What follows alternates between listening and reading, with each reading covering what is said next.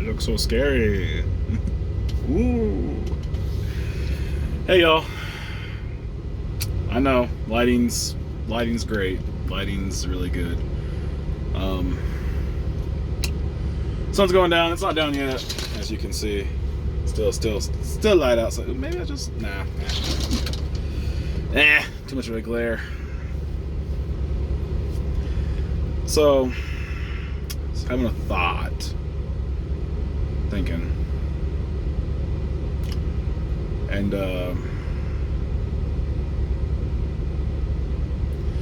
well, I don't know where I'm going to go with this, so I'm just going to have a stream of consciousness here, and we'll see where it goes. So, I was contemplating earlier today as I was driving, because when you drive across the Midwest, you have a lot of time to think. You know, the highways are nice out here, and I've gotten to the point where, you know, you can have passive thoughts. Like, you know, you focus and you do all the things you're supposed to do, but you get to thinking. And I just think it's really interesting about timing of things right now. Just what's going on in my life and what's going on around me and all this stuff, you know, it's timing, right? So, for those of you who don't really know us, we have been trying over the last couple years to, as PJ, Pastor Joe Fox, go watch him on Viking Preparedness, as he says, come out of here my people, or kuhip, come out of her my people, right? So we've been on this very gradual and slow track of, you know, first getting out of Virginia and then, you know, trying to get out of the city in Kansas. And, you know, we bought land. You know, we've had that land for almost a year now. Yeah, practically. I don't remember. I'll have to follow up, but it's been close to a year we've had that land now. I think. Yeah, it was around, I want to say it was in winter. I remember it was cooler when we went down there and signed paperwork, so I think, or maybe it was spring. I don't know. I didn't prep for this. I just started the video, so I don't know. But, you know, we bought land and we got all excited. We're like, okay, we just gotta work towards our land, and we're gonna do this camper living thing, and we're gonna try real hard. And then winter hit and reality set in that the camper that we got, because of just bad timing, that was poor timing on our part. And there's kind of a theme here that I have in my head, is like, you know, we have our plans, right? We have our plans. Don't know why I'm tapping my shoulder, but we have our plans, and YAH has his plans. And sometimes our plans align and they go great, and then sometimes he sits there and he laughs at us and he says, no, that's not what I had planned for you. Try again, buddy. That's not what I had planned for you. You know, and I don't believe that God is, you know, Yah, Elohim, Yahuwah, Yahweh. Yeshua is Jesus, but, you know, I don't believe he decides for us, but I think he has plans for us, and sometimes he nudges us in directions. Ultimately, it's our choice, right? We can be stubborn all the day long, and if we are stubborn all the day long, you know, we'll suffer the consequences of that stubbornness. But, you know, if we listen and we obey, you know, we get the blessings and the fruits, and just, I can't explain it, right? I don't know how to explain it. Like, for example, the land. I first saw that property like a whole year before we bought it. It was at least almost a year. I caught it in Land Watch. You know, I'd been told about Land Watch. I'd been told about some other websites, Country Living, and so we started narrowing down where we wanted to end up. And for people who know us, you'll understand why we narrowed it down to Oklahoma. For those who don't know us, I mean, there's a lot of good things. I mean, yes, Oklahoma is sucky in the summer. Like, the humidity is horrible. It's from what I hear. Everyone says Oklahoma summers are the worst. But, it also has a good growing season. There's also, in the area that we're at, we're not in the Dust Bowl of Oklahoma. We're near the Ozark side of Oklahoma. We're near the Arkansas border, like literally like 10, 15 miles away from the border into Arkansas, like not that far, right? There's abundant water. There's people down there that we like and we want to hang out with, do life together, as TJ says. It's in a good spot, I think, just in the country. Like, it's rural, and that was the main thing, is it's rural. There's nothing. Like, I've been having a very hard time finding a job down there. Like, I've been looking. When I'm not driving, I take a look-see. I was in a hotel for 2 days this week because of maintenance issues with this truck I'm in. They had to fix it. And so I spent 2 days in a hotel while they fixed it. And I spent a majority of that time looking for work to see where I could fit in down there, making about the same amount of money as I make now. And it was tough. There's not much, It's hard to be a truck driver. Like, you can be a truck driver anywhere, but you can't be a dedicated truck driver anywhere, and you can't be a home everyday truck driver everywhere. You have to be kind of close to cities to do that, and our whole purpose was to get away. I don't want to be in a city. I don't want to be anywhere near a city. My wife and I, we talked about it, and we wanted to have that rural lifestyle where we can kind of raise our children in the way that we see fit. We don't have many taxes to pay. We can have chickens and sheep and turkeys and all the things, right? We can do what we want. We can build how we want. We can do these things. We don't have any HOA or no codes enforcement breathing down our neck. Like, it's rural. But because it's rural, it's also hard to find the same type of employment that I'm in now, But it was amazing to me, the timing of it, right? Because when I first saw that property, I think the first time I saw that property, we were still in Virginia. When we first started looking, I was like, oh, that's a really neat property. I was like, man, I was looking at it, I was like, wow, this is amazing. It's like, it's almost everything I wanted, right? It was only lacking a few things, but it was like everything I wanted. It was 20 acres. It was, in a good spot. Like, I could see us really doing good there. And then I kind of, reality kicked in. I was like, yeah, but we're not ready, and I don't want to get too attached because it's probably going to be sold. And so I kind of shelved it, and I forgot about it. And for like a year almost, I would say 6 months to a year, it's somewhere in between the 6 months and a year timeline, we were kind of closer to that point, right, where we were ready to actually start seriously looking for land. Like, we were ready to actually seriously look and make inquiries and try to do that whole thing. And we looked and looked and looked. I mean, I must have looked at like at least hundreds of different plots, and I couldn't find anything that fit me. And we were trying to narrow down where we wanted to live, right? It was like, do we want to live up in Idaho? I like Idaho. I think Idaho would be a really cool spot.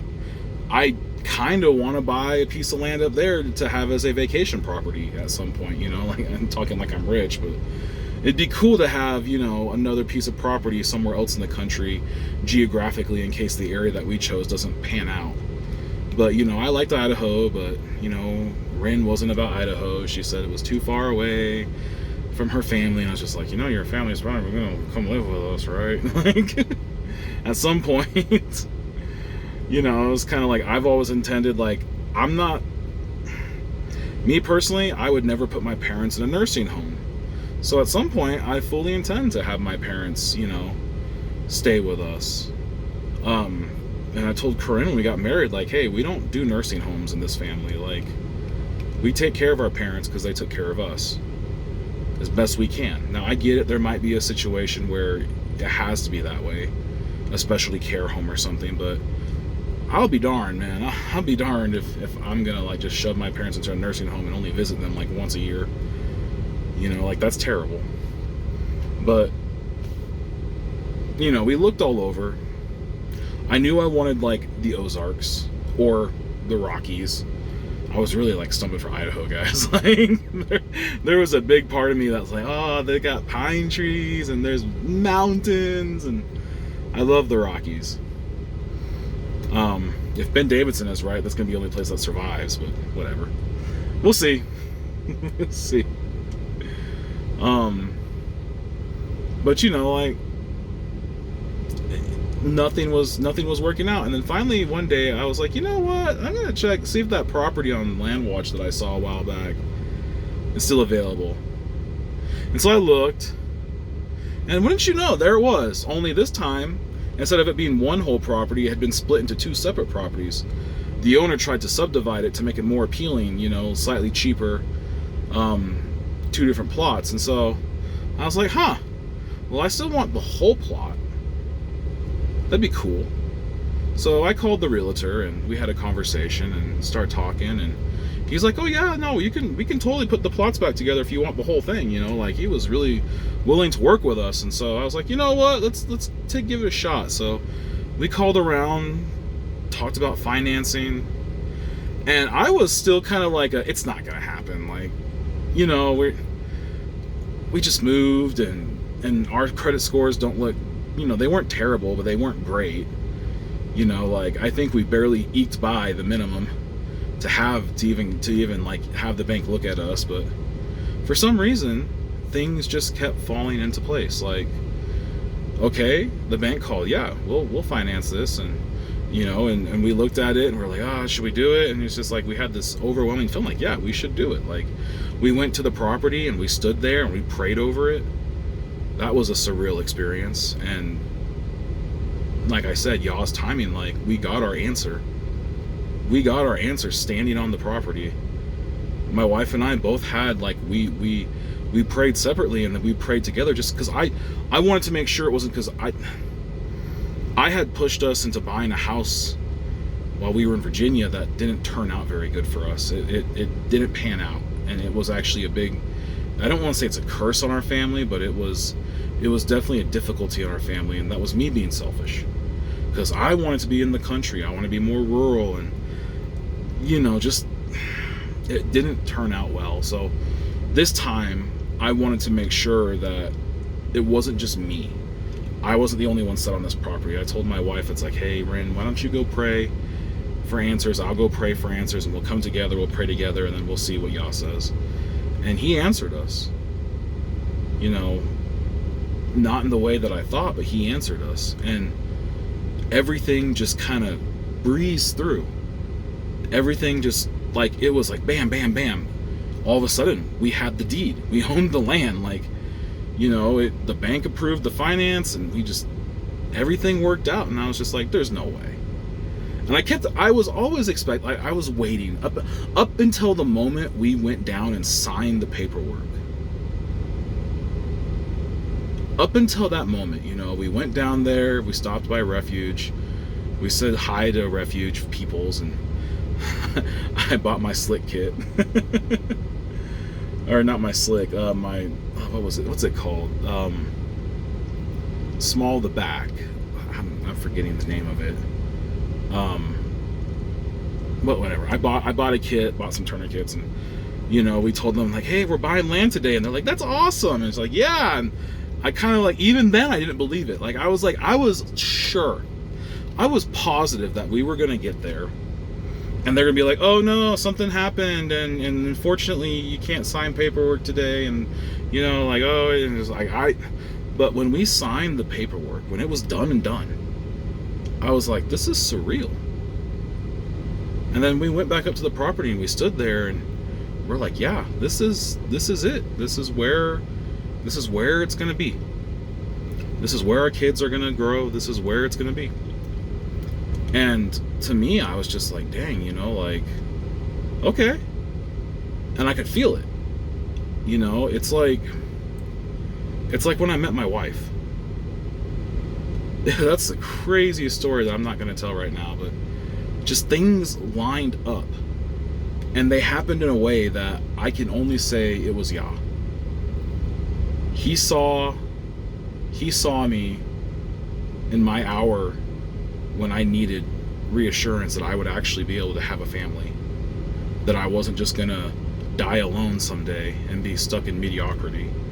He saw that and he answered me with a beautiful wife who I love dearly and who has brought me children and who is my best friend, and we do life together. And it hasn't always been great, like we've had our ups and downs. We've had some very hard times. There was a time in our marriage where it was very close to being bad, like really bad. And a lot of that was my fault, my selfishness. And a lot of it was just the stress, like the things that happened, right?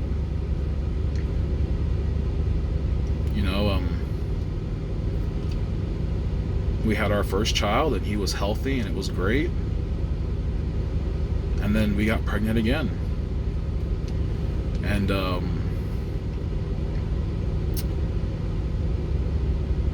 there was a miscarriage and during COVID,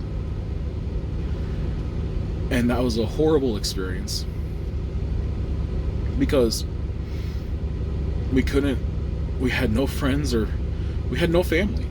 We had no family near us. We were our little island of three. Me, my wife, and Ezra, out on the East Coast, and we had no one. And the hospital treated me terribly. They wouldn't let me be in the same room the doctor literally had to tell the charge nurse, bring him in here, I want him in here. Because the charge nurse tried to tell me, no, you have to sit in the car. I was like, I was in the same house with my wife all day. What? I'm not going to rehash COVID, but it was horrible. And the pain and the hurt that was, I mean, like everything that happened there. And then almost like YAH answering the prayer of a broken father. We got pregnant again with Tala. And she was a little undercooked. They forced her out a little too soon, I think, but she's happy and healthy. And then fast forward a few years and some tough times, selfishness on my part and stress on her part, and just when everything seemed to be ready to fall apart, when we were fighting the most over the stupidest things, over mistakes that we both made, where I thought there's a good chance that if she goes on deployment, it's done. We're over. Our marriage will not survive this. And just like an answered prayer, we found out like literally, I think it was like 2 or 3 weeks before she was supposed to go, we found out that she was pregnant with Mahana. She was so mad at me. She was like, I'm gonna miss Norway. They were supposed to go and go to all these really cool places, and then we had fights about that because I was like, what does it matter? You're with a child. Like that should be the joy. Not going someplace, not missing out on someplace, but it was both of us, because I think she just kind of wanted to be away from me because of the way I was behaving. And so YAH knew, in my mind, YAH knew what we needed to bring us back together, because after the reality set in, there was a healing in that. When we did come together and we did talk and we did heal, and it was a process. It didn't happen right away. But I think YAH knew. I think YAH knew what we needed in our life. And so, it's timing. You know, right now, my biggest frustration today has been like, we were like, okay, in July, we're gonna go. We're after the 4th, we're gonna move down to our property. We're gonna get, well, at first we're like, we're gonna move to our property. And it's like, well, that's not feasible because we don't have infrastructure. So let's move close by. We'll take our RV. We'll go do the RV thing again. You know, we'll upgrade the RV. We'll get a new one, a better one. That one. That one, yes, that one.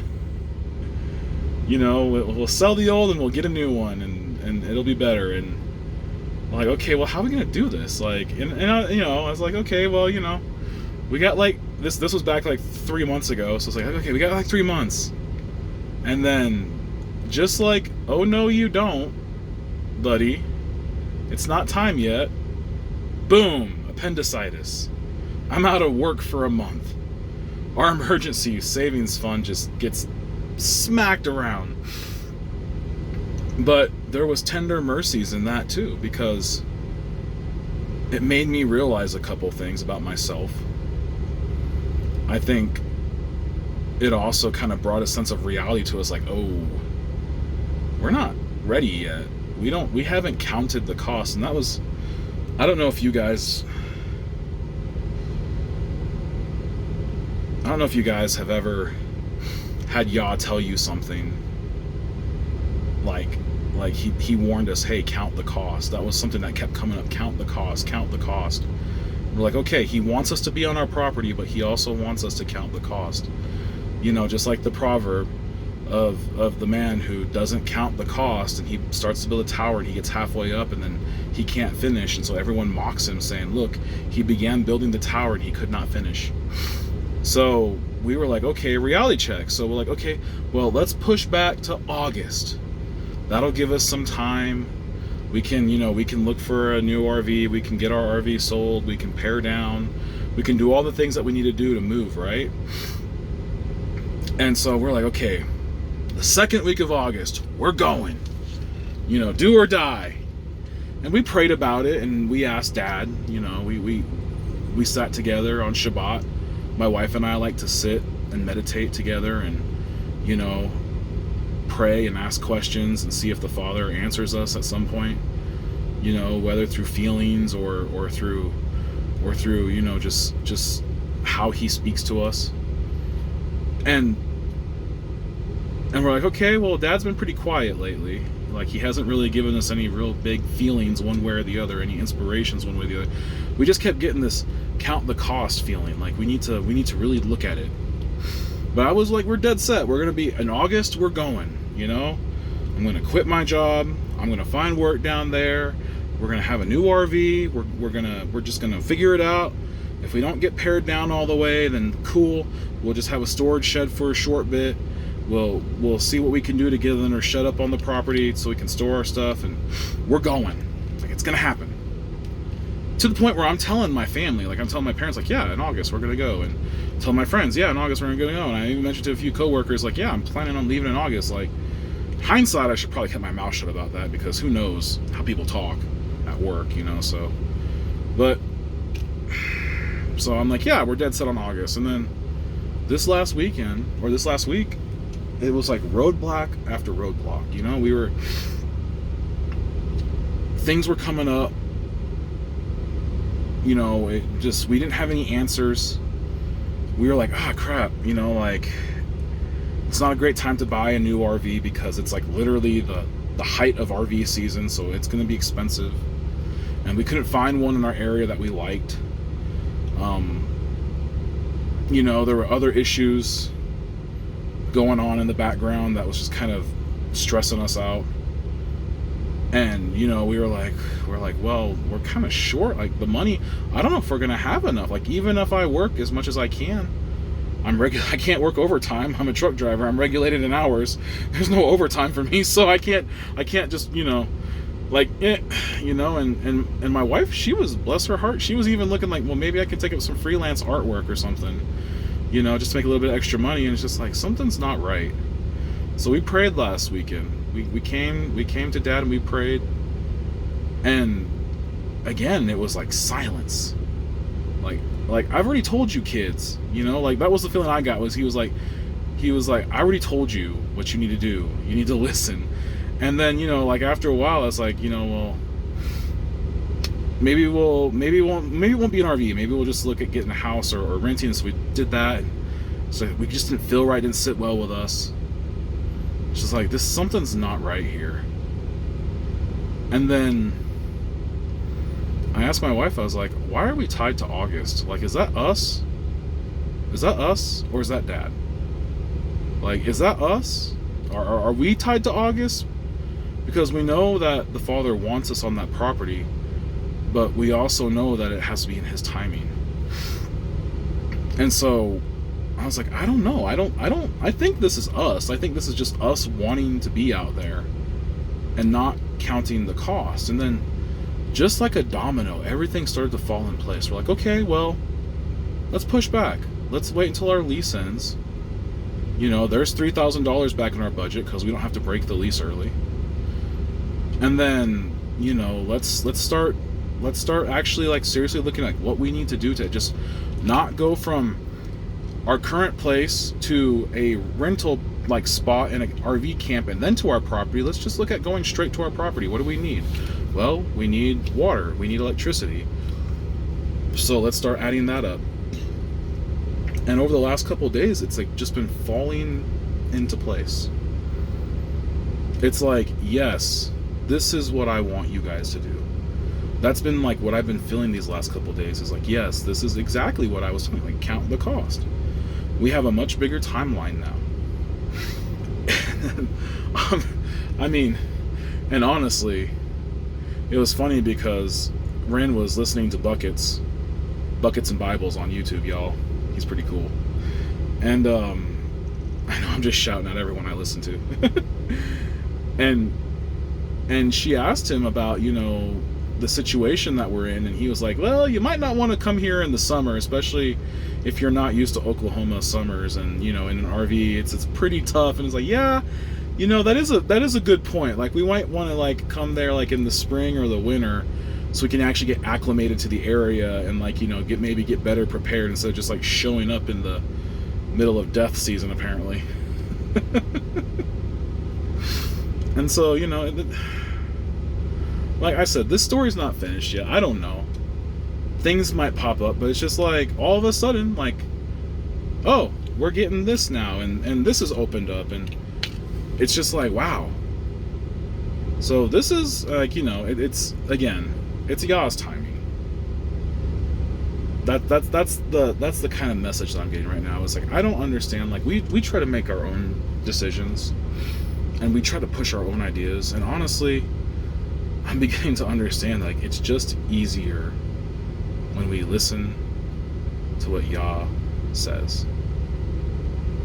And His timing is the best timing. So, with that, oh look, I almost made it to 30 minutes. Should I eat up some airspace until I get a perfect 30-minute video? I don't know. Yeah. Anyways, I hope you guys have an amazing week. I'm gonna let Corinne watch this one first, so it might not go up right away. But I hope you guys have an awesome week. I hope the Lord blesses you and He keeps you, that His face shines upon you, and that He grants you everlasting peace. Shalom, shalom, my friends. And with that, it's time for bed. It's time for me to go to bed because I have a long day tomorrow. Good night.